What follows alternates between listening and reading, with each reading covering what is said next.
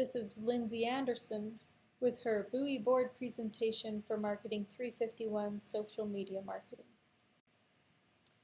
The BUHI CMO directed the social media marketing team to increase the number of followers across each network. As reach grows, engagement will follow if the content is engaging. As these two things increase brand awareness, our returns on investments will also increase. The board would like to see a 10% increase over last year's sales numbers. Over a one-year period, the social media marketing team will increase brand awareness by 50%.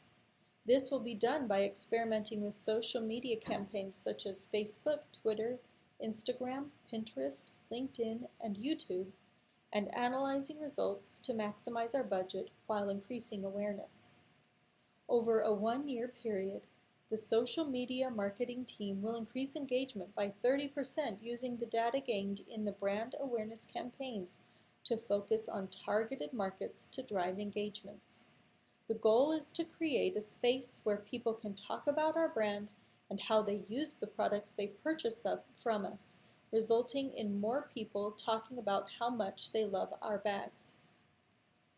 Over a one-year period, the social media management team will increase sales by 10% by maximizing our brand through affiliate marketing such as influencers who have carefully created their own community that reaches across several of our target markets.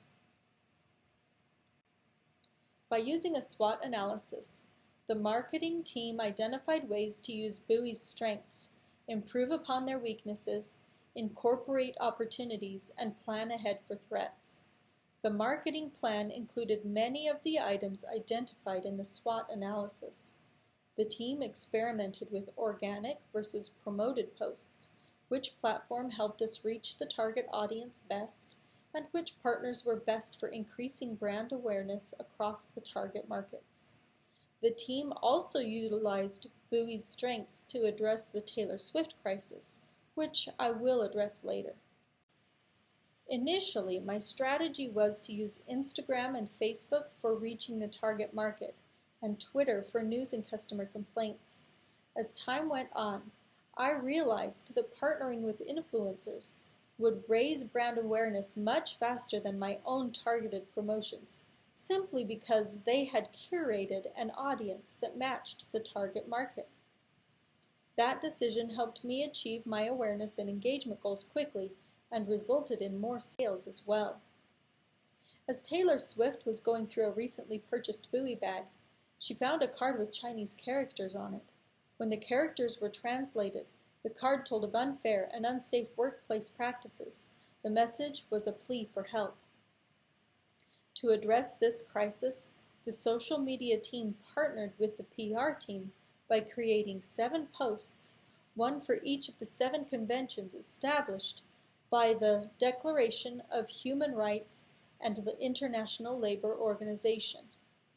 We shared a post each day addressing each convention: voluntary employment, freedom of association, fair and equal treatment, child labor, compensation, work hours, and health and safety. The PR team also released a press release through the website and news outlets and kept each post under a press release menu on the main page. We also worked to utilize search engine optimization, so our website was the first thing that popped up when people Googled to find information about the incident.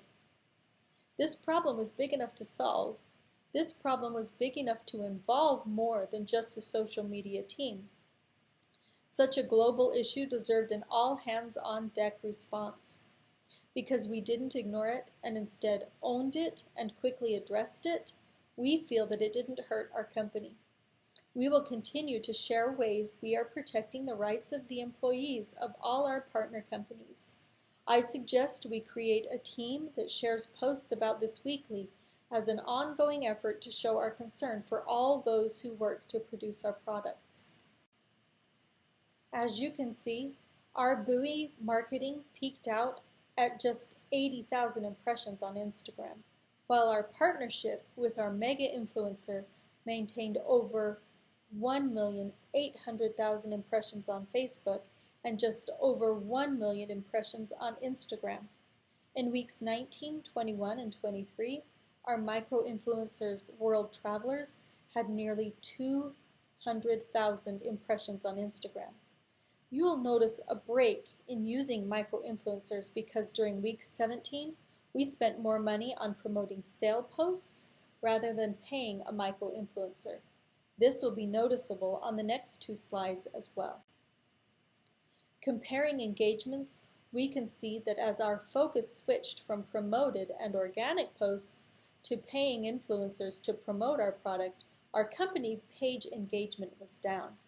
However, you will see that in week 17, when we couldn't secure a micro-influencer, our impressions, engagements, and as you'll see on the next slide, our revenue was up.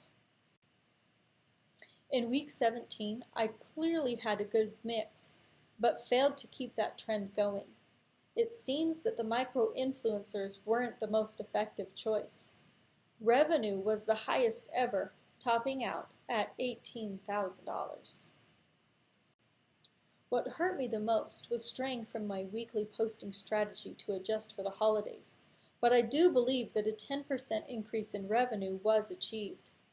Overall, I would say that there are a lot of scenarios to examine and learn from in order for BUHI to maximize social media to their advantage. I recommend sticking with Instagram as the main way to stay in touch with and gain followers. It is also a great platform for revenue. Influencers can also really help with brand awareness. Given more time, I am sure the perfect mix can be achieved.